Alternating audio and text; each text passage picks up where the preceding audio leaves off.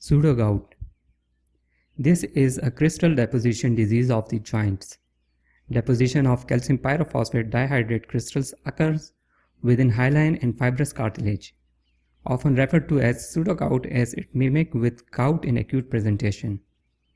It is a rare disorder below 55 years of age, found in up to 15% in more than 65 years old and 30 to 60% of those over 85 years old people. The knee is the most commonly involved joint, and both its cartilage and menisci are involved. It is followed by the wrist and pelvis in order of involvement. In most of the cases, chondrocalcinosis is asymptomatic and is an incidental finding.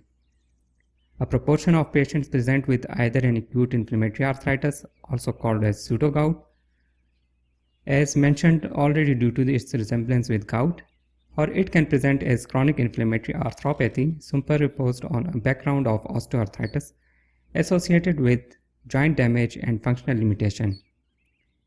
Knee is the usual site in such cases. Risk factors include age, osteoarthritis, primary hyperparathyroidism. These are the common risk factors. The rare factors include hemochromatosis, Wilson's disease, hyperphosphatasia, and so on. Pathophysiology, the underlying mechanism of crystal deposition are poorly understood. Clinical studies have shown that pyrophosphate levels are raised in patients with CPPD, crystal deposition disease, possibly due to overproduction, but why this happens is unclear. In osteoarthritis, it is thought that a reduction in the amount of proteoglycan and other natural inhibitors of crystal formation in the abnormal cartilage also predisposed to crystal deposition.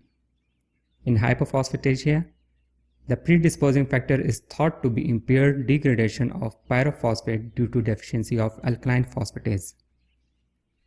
Coming on to clinical features, in acute arthritis, the typical presentation is an inflamed joint which is swollen because of effusion. It is tender, warm, and erythematous.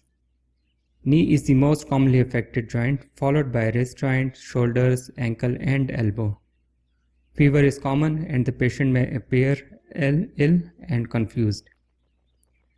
Trigger factors include trauma, intercurrent illnesses, dehydration, and surgery. So these factors should be avoided.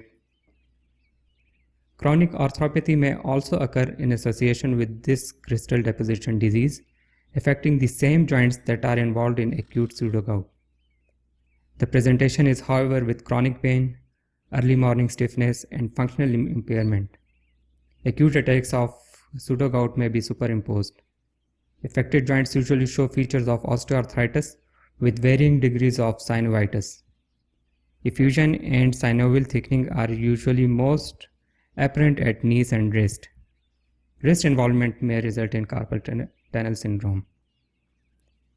Inflammatory changes can occur at entheses, which are the tendon insertion areas and may involve tendons and ligamentum flavum. Inflammation around odontoid process at atlantoaxial joint of the neck may occur secondary to CPPD deposition. This leads to Crown-Dehn syndrome, which presents clinically with neck pain and can resemble meningitis. Severe damage and instability of knees or shoulders can mimic a neuropathic joint, but here no neurological abnormalities will be found.